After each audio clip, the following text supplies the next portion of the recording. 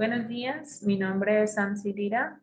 Como parte de las actividades del Diplomado en Investigación Científica en el módulo de Biología Celular, voy a presentarles un artículo de la Asociación Argentina de Microbiología. Esta es del 2019, la cual se titula Efectos del medio de cultivo y de la metodología aplicada sobre la formación de biopelículas de dos cepas de E. coli diarreogénicas.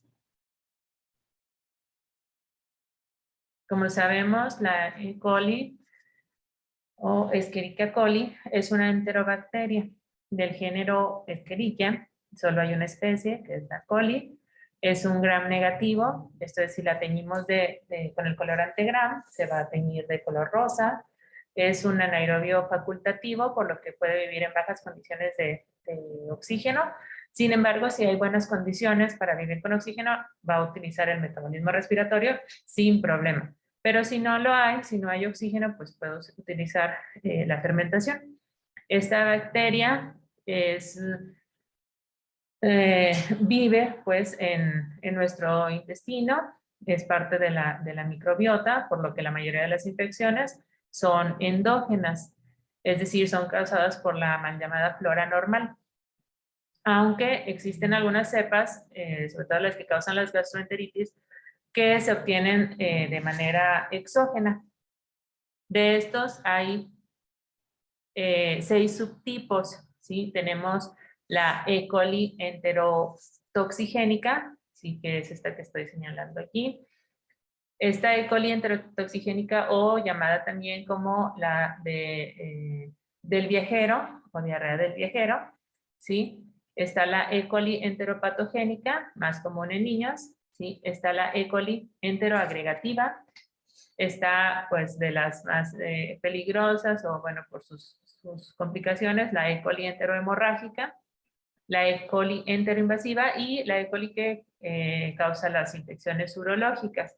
Tanto E. coli enterotoxigénica como enteropatogénica, que son estas dos primeras, son similares, comparten un antígeno en común que se llama factor de colonización.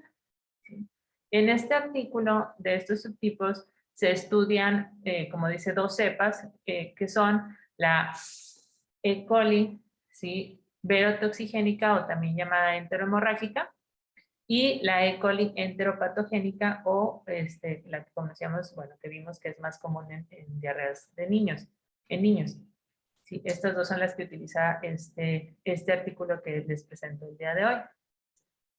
En el caso de la E. coli verotoxigénica o enterohemorrágica, existen varios serotipos. El más común es el O157H7, ¿sí?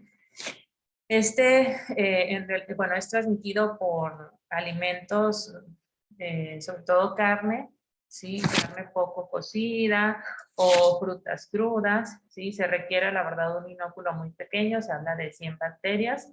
Ya en el organismo empieza a producir toxinas y se caracteriza por diarreas líquidas que luego evolucionan a sanguinolentas, ¿sí? Y puede llegar a evolucionar hasta un síndrome urémico hemolítico, ¿sí? Mediado por toxinas que se denominan SHIHA. Este síndrome urémico hemolítico, que es de los más, o la complicación más temida en cuanto a esta bacteria, o a este patógeno, pues, se compone por 3 grandes cosas. Causa una insuficiencia renal aguda, una trombocitopenia y una anemia hemolítica microangiopática. Este mediador del síndrome urémico, que es la SHIHA, tiene una característica bastante importante, que es que interrumpe la síntesis de proteínas, por lo que realmente lleva un daño muy importante a las células que están expuestas a él. Y ahí vemos la imagen, ¿sí? Que se obtuvo por microscopía electrónica de barrido de la E. coli. Vemos los cuerpos, que son cilindroides, ¿sí? Con sus extremos redondeados. Aquí están adheridos a las células de la pared interna del intestino, ¿sí? Vemos las vellosidades.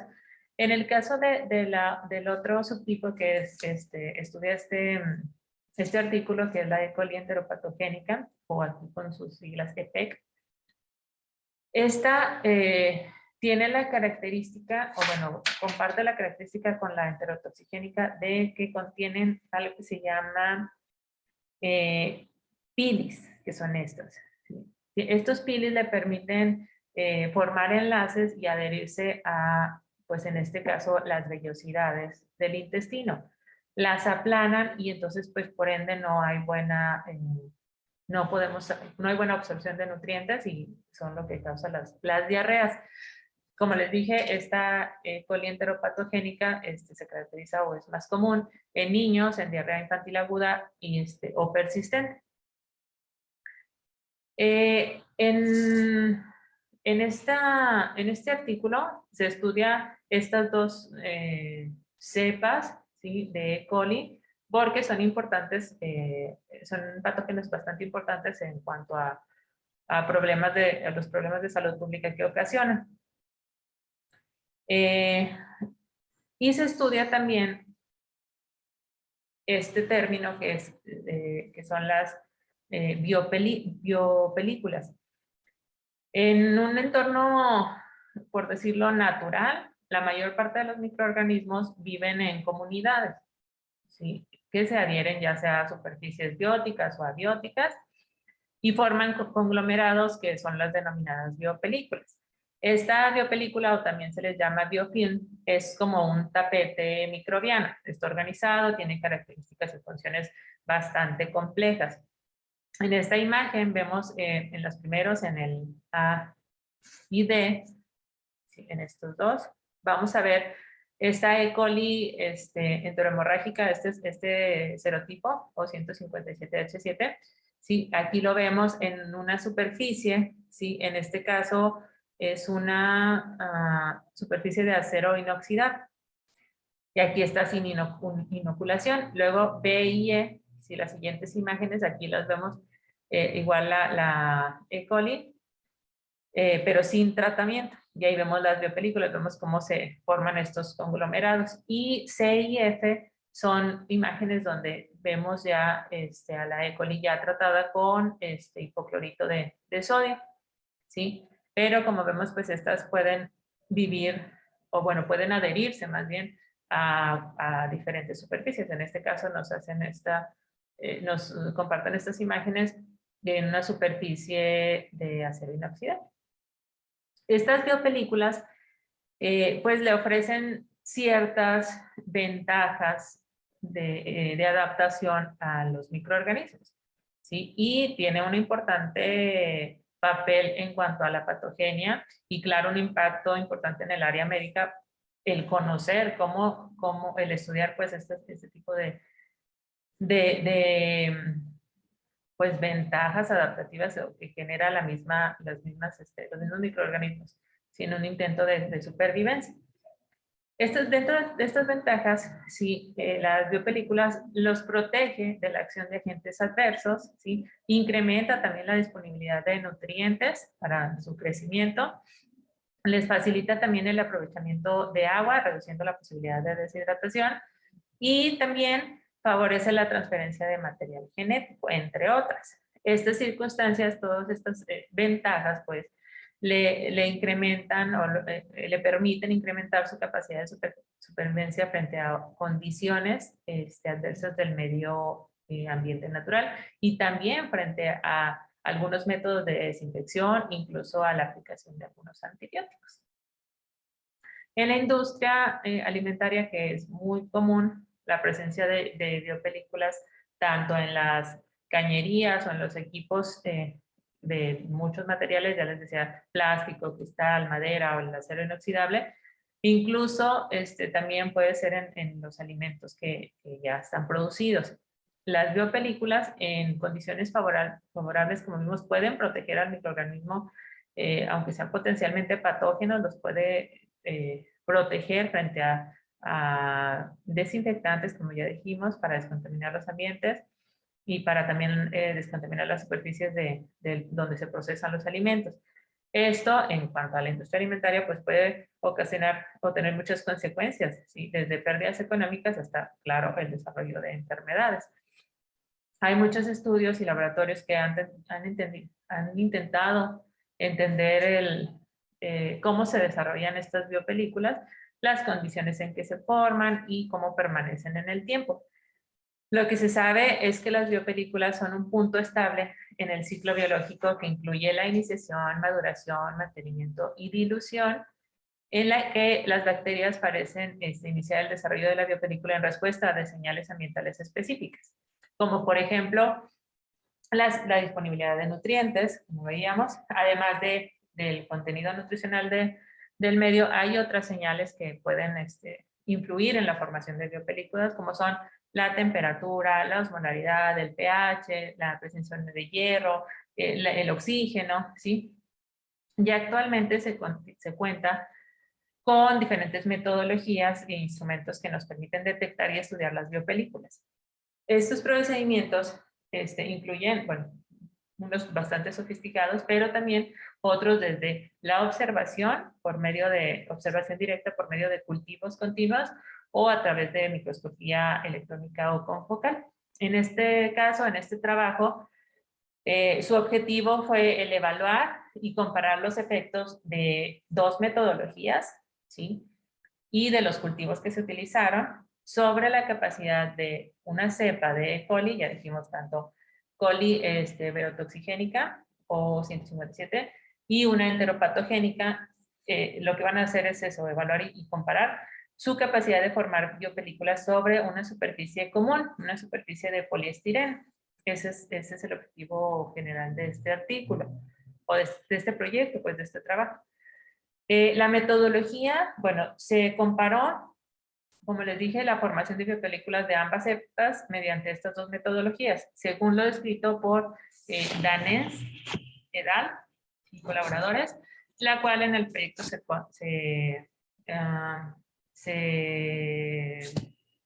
encuentra como metodología A y Villegas et al. Sí, como metodología B. Esas son las metodologías, ahorita vamos a hablar un poquito de ellas, pero estas así las encontramos en el proyecto. Como les dije, se compararon estas dos cepas de E. coli y se utilizaron 3 medios de cultivo. El caldo nutritivo Luria bertani o LB vitrani, el caldo LB suplementado con glucosa al 0.5% y un medio mínimo suplementado con glucosa al 0.8%. ¿Sí? Y además, también se ensayaron dos variantes respecto al tiempo total de incubación, que fue a las 72 horas y 48 horas. Cada cepa, ¿sí?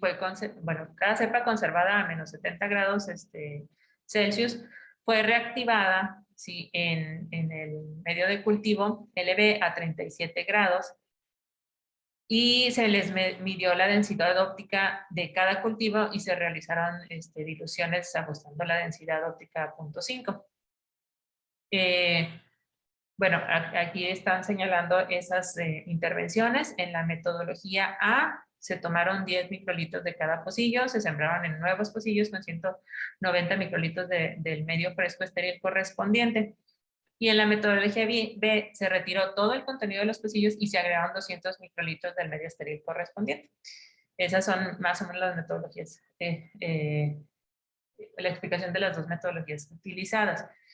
A partir de ese momento, las microplacas pues continuaron su incubación de modo estático a 37 grados centígrados, ¿sí? Por, dijimos, 24 o 48 horas, de modo que el tiempo total de cultivo total hasta la evaluación de la biopelícula fue de 48 horas o de 72 horas.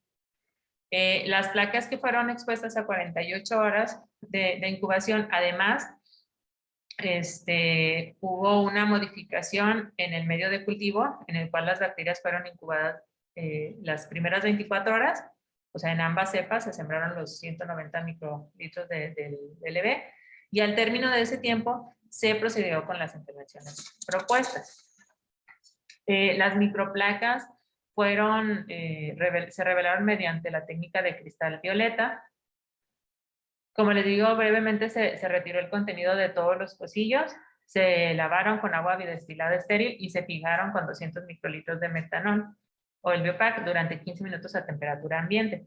Los pocillos se tiñeron con 200 microlitros, ¿sí? de cristal violeta al 0.1% durante 20 minutos. El colorante adherido a las biopelículas se diluyó con 200 microlitros de alcohol al 96% y se leyó la densidad óptica en un lector de microplacas Lab System Multiscan EX. Para cada cepa se utilizaron 3 pocillos consecutivas cuyas densidades ópticas fueron promediadas y corregidas por una densidad óptica de corte, obtenida con la suma del promedio de las densidades ópticas de los pocillos control, o sea, 3 pocillos de cada material estéril no inoculado y 3 veces su depresión estándar. De acuerdo con esta densidad óptica corregida, las cepas fueron clasificadas en 4 categorías, como no formadoras de biopelículas o NFB, débiles formadoras de biopelículas o DFB, moderadas formadoras de biopelículas MFB y fuertes formadoras de biopelículas o FFB. Con un tiempo de incubación de 72 horas se encontraban diferencias significativas en la formación de biopelículas en las 2 cepas con respecto del cultivo utilizado, independientemente de la metodología empleada. En este caso, como vemos en la imagen, los medios LB y el suplementado con glucosa ¿sí? Fueron los que promovieron una mayor formación de biopelículas en ambas cepas, tanto en la enterotoxigénica como en la enteropatogénica como en la hemorrágica. En la cepa enterohemorrágica se clasificó, como vemos aquí, como débilmente formadora de biopelículas, ¿sí? En los medios suplementados con glucosa y también en el de suplementado mínimo con glucosa del 0.8. Y como fuertes formadoras de biopelículas, ¿sí? Y moderadas formadoras de biopelículas en la que era LB, ¿sí? En el cultivo LB. En ambas metodologías, ahí fue fuertemente formadora de biopelículas. Con un tiempo de incubación total más corto de 48 horas, no se obtuvieron diferencias significativas en cuanto al medio de cultivo utilizado, pero sí en cuanto a la metodología empleada. Fue la metodología B, la que permitió un mejor desarrollo de biopelículas, como lo vemos aquí. Es este otro, ¿sí? Si se fijan, en cuanto al medio de cultivo no hubo, dice, una diferencia significativa, pero sí en cuanto al medio a la metodología. Si se fijan en la metodología B, ¿sí? Permitió una mayor formación de biopelículas, un porcentaje mayor. En este caso, la cepa de la enterohemorrágica, ¿sí? Se mostró como débilmente formadora de biopelículas solo en el M63, aquí lo vemos, ¿sí? Y moderadamente, ya que fue moderadamente formadora de biopelículas en LB y FFB, en LB glucosa, bueno, el suplementado con glucosa. Para la cepa de enteropatogénica se mantuvo un comportamiento muy similar a las 72 horas, y formó más biopelículas en el medio suplementado con glucosa en ambas metodologías. Pero en este caso la metodología B llevó siempre una mayor formación de biopelículas. Entonces, pero se debe de destacar, perdón, que ambas cepas en realidad resultaron fuertes formadoras de biopelículas en el cultivo suplementado con glucosa con la metodología B y 48 horas de incubación. Sí, pero si se fijan, ambas cepas en realidad formaron biopelículas en todos los medios de cultivo ensayados y con las ambas metodologías. Ninguno fue como no formadora de biopelículas. En todas se forman. Como conclusión, bueno, las cepas que se estudiaron o evaluadas en este estudio fueron capaces de formar biopelículas sobre superficies de uso cotidiano. En este caso, el poliestireno. Claro, con mayor intensidad en medios de crecimiento nutritivos que en medios mínimos. En este caso, la metodología B, que era la del recambio del medio de cultivo en el mismo pocillo, junto con el cultivo suplementado con glucosa y el tiempo de incubación de 48 horas, fueron las condiciones más favorables para la formación de biopelículas en ambas cepas. Y lo que sí sabemos es que, bueno, la estandarización de las técnicas para evaluar la formación de biopelículas sí demanda de tiempo. En este estudio se identificaron cuáles son los medios de cultivo y cuáles son las metodologías más adecuadas para evaluar la producción de biopelículas por parte de 2 cepas patógenas de E. coli. Estudios importantes que nos pueden ayudar a entender cómo, cómo funciona, ¿sí?